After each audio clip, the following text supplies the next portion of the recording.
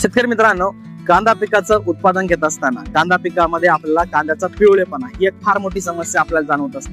त्याची जी काही 5 कारणं आहेत त्यातील पहिलं कारण म्हणजे आपल्या कांदा पिकामध्ये येणाऱ्या बुरशीजन्य रोगांचा प्रादुर्भाव. त्याच्यामध्ये तुमचा शेंडेकारपा असेल, जांभळा करपा असेल, यासारख्या रोगांचा प्रादुर्भाव आपल्याला कांदा पिकामध्ये त्या ठिकाणी जाणवत असतो.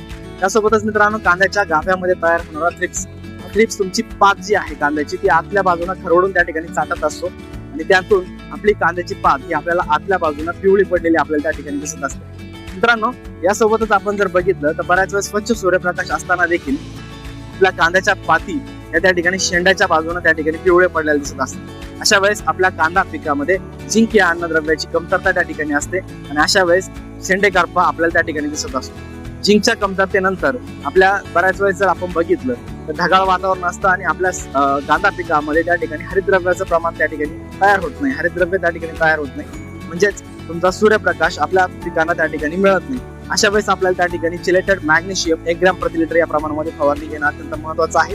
कारण चिलेटेड मॅग्नेशियम किंवा तुमचं मॅग्नेशियम जे आहे त्या मॅग्नेशियम अन्नद्रव्याची कमतरता ही आपल्याला आपल्या कांदा पिकामध्ये त्या ठिकाणी जाणवत असते.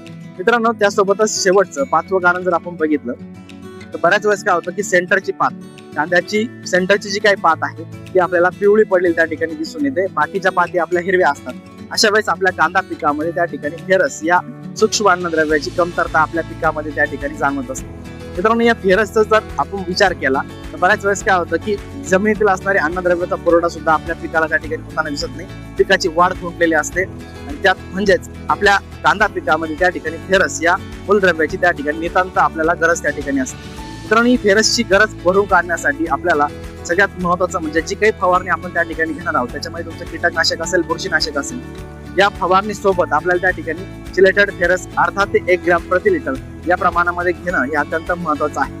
त्यासोबतच मित्रांनो, जर आपण खत व्यवस्थापन करणार असली तर या खत व्यवस्थापनामध्ये सुद्धा फेरस सल्फेट 5 ते 10 किलो प्रति 1 एकर क्षेत्रासाठी आपल्याला त्या ठिकाणी वापरणं हे अत्यंत महत्वाचं आहे. अशाच नवनवीन माहितीसाठी रवीला जागरूक चॅनलला सबस्क्राईब करायला विसरू नका.